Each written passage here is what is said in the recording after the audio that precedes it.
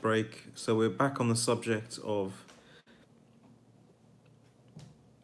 saying that I'm an Englishman. You know, a relatively innocuous statement, isn't it, to say that I'm an Englishman? But of course, in these times, it does need a little bit of qualifying. So I've qualified the man bit. Check my previous live. So now the English bit. So to claim that I am English, I believe I can. I am, after all, an Englishman.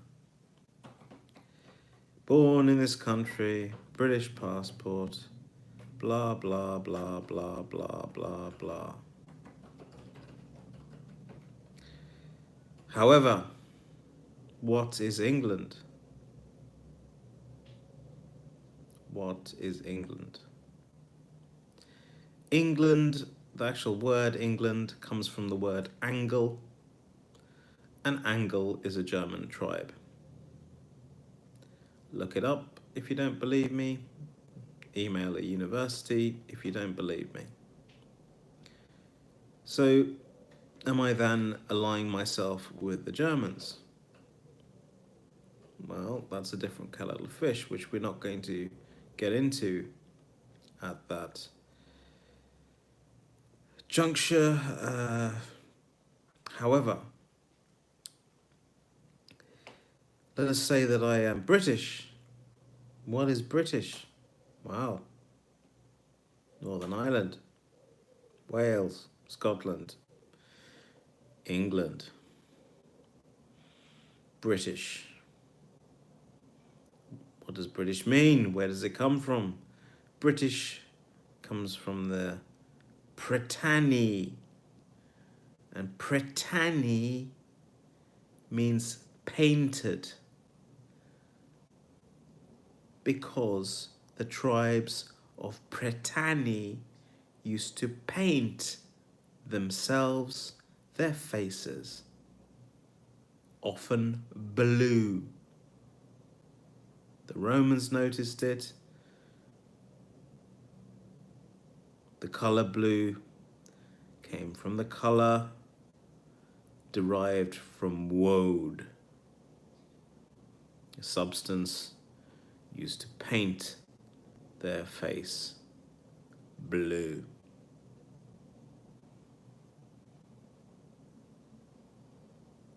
Am I British? Where is Britain? Where does the British boundaries end? If I'm in Dublin, in the Republic of Ireland, can I say then that I am in Britain? No, I cannot. Well, yes, I can say it. Does that make it true? Well, maybe it does if you follow a particular religious persuasion. However, Britain, to my mind, has definite territorial limits, and that links in to my video of MI5, which is a couple of lives back. Check it out. So if Britain then has territorial limits, geographical limits, us being an island, also helps make these limits all too clear unless you live in Northern Ireland. It's a little bit different because you are all, after all, bordering on a foreign country, the Republic of Ireland, which geopolitically is also on a different continent, the continent of Europe, part of the EU zone, Schengen zone. So those differences aside, in 2024 AD, let us look at those territorial limits. Are they set in stone? Do they change? Let me first cut to the chase. I propose that there is no such thing as country, no such thing as nationality, but that which is in our own imagined realities. Those realities, no doubt, strung together by many, many histories, many, many stories, much blood spilt, wars fought in combination with religions. However, it does not, by any stretch of the imagination, well, imagination aside, let us talk about the truth. It does not destroy the truth that I propose, that countries, in fact, have no actual existence. If an ant is born in England, is it an English ant? If an ant is born in Scotland, is it a Scottish ant? If an ant is born in Northern Ireland, is it a Northern Irish ant? If an ant is born in Wales, is it is it a Welsh ant?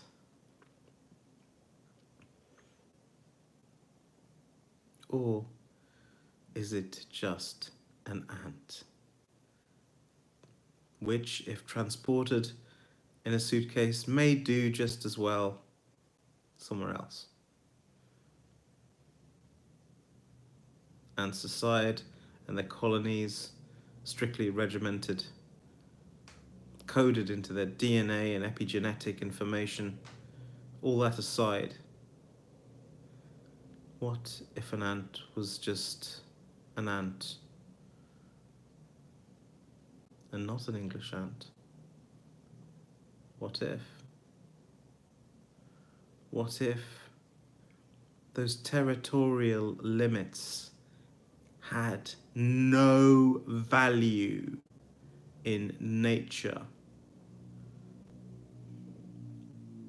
The fact is that humans, being the dominant species, not the species necessarily as dominant in an apex predator sense, but if you look at the way our species can manipulate and kill other species, dominate and change the environment, wiping out certain species, destroying parts of the environment, then yes, in that sense we are an apex predator. Yes, we have become as gods. We have created these countries as part of our society, distinct, and some would say at odds with the environment, which we might cut down one tree to put up a border fence to separate my country from yours, or it could be more drastic than the cutting down of one tree. Thank you. Copy that. So yes, the delineation of countries at odds and foreign to nature, foreign to the environment. What then if what JC Audits channel is saying is actually true? That there is no England in nature. no England that will live forever in nature, let alone that lives today. Of course, I admit, in a legal, political, military, and touristic sense, there is, of course, an England. And especially in a cultural sense, cultural sense, there is an England. We have laws, we have cultures, we are humans, we are Homo sapiens, wise humans. In our wisdom, we create laws, we create companies, we create money, we create culture, we create modes of transport that via engineering ship us and our produce across the face of the planet. Yes, we are Homo sapiens. Therefore, when we say England exists, then you bet your bottom dollar that England exists. By golly, England exists. And by golly, in my lifetime, it will continue to exist and must be defended from the heathen scum which seeks to infiltrate our culture, our ways of life, our Christian ways of operating in this country. We must stand up as English men and English women and English humans and those that do not feel human at all, yet feel that our way of being is being trodden, overrun, and overruled by this Japanese knotweed of disgusting human beings that dare to come to our country, infiltrating our jobs, our society, our culture, and even our military and political system. How dare they? Well, it's happening. It's happening. Look at our Prime Minister, Rishi Sunak. Is he not one of them? The ex-Prime Minister of Scotland, is he also not one of them? The current First Minister of Wales, is he not half of one of them?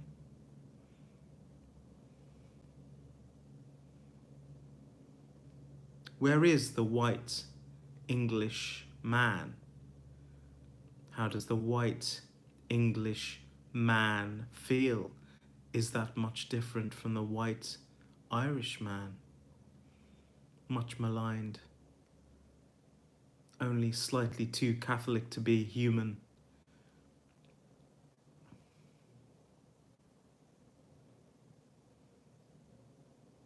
Yet, we are grateful that a Catholic is Christian, because we would rather have a Catholic than we would a Muslim in the heart of our government in one of our territories, such as Wales or Scotland. We would rather have a Catholic in the top job in Northern Ireland, or the top jobs in Northern Ireland, whatever the F they do there, scrounging off the Westminster Parliament, twiddling their thumbs while the Northern Irish people suffer. When are we going to truly lift up our Northern Irish colleagues from the ground up?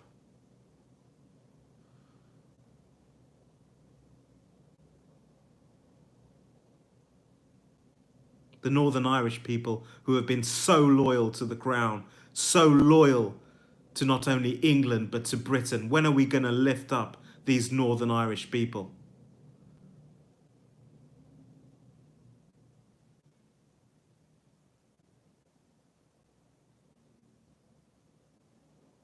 So the question of this particular live will be asked in a poll right now. I'm just going to questions now to see if there's any questions on the chat, and then I will end this poll. Do you guys have any questions? Please feel free to ask them now before I end this live. Absolutely no questions at all. And one of you is going to pipe up with a silly comment just to put in the knife. Well, you're too late, my friends. Go to the polls. Community section, JC Audits channel, out.